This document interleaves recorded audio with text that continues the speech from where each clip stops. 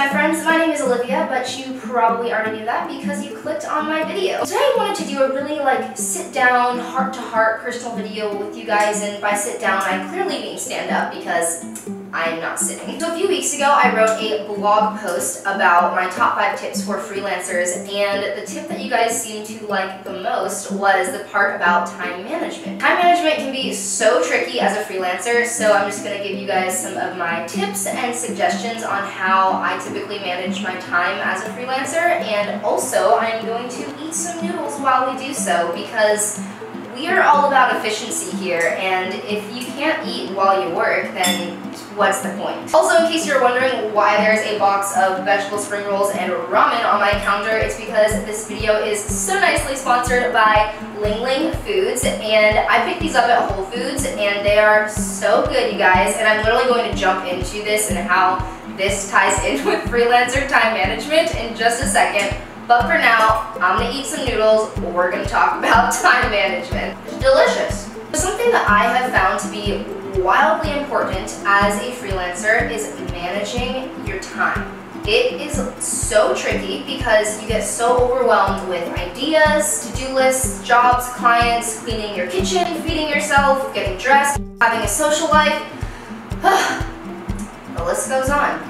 And from my experience, if you don't manage your work-life balance really well, then you'll just end up sitting at your computer screen just staring blankly into the abyss for hours on end, and then the workday is over and you realize that you have gotten nothing done. And as I've said, I speak from personal experience here because this has happened to me way too many times. So my solution for this is to get into a routine.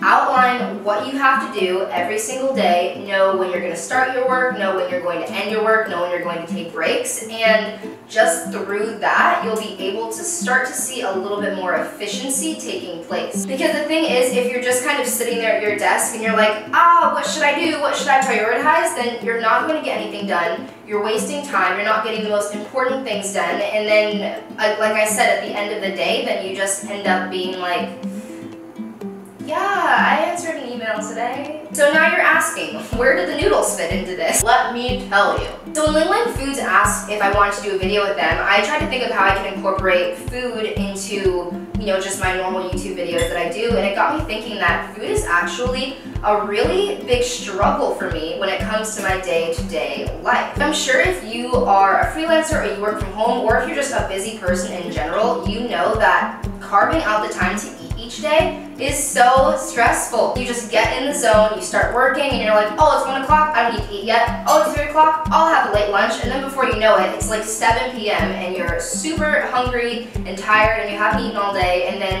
you just are thrown off, and it's not good, you guys. It's not good. So for today, for instance, it is 12:36 p.m. I just took a little half-hour break from work. I came out here, I popped some of this vegetable ramen into the microwave. It took 4 minutes. It is made with clean ingredients. It's made with fresh vegetables, so I feel good about it. I got it at Whole Foods. I'm a big fan of Whole Foods. And then I also just preheated my oven for I also just preheated my oven and I popped some spring rolls into it. What I think is so awesome about Ling Ling and foods like this is that they don't take a lot of time to prepare. It's super easy, and so you can quickly, come take a break, make your food, and then you can eat it, you can work while you eat, you can get back to work, and it ultimately makes your day a lot more simple and a lot more efficient. Again, this is just my personal opinion on how I like to do my work days, but every person is different. We all have different schedules, and ultimately what matters is how you are spending your time, how you are balancing your work and your life schedules together. I personally just don't like to waste time, so I'm just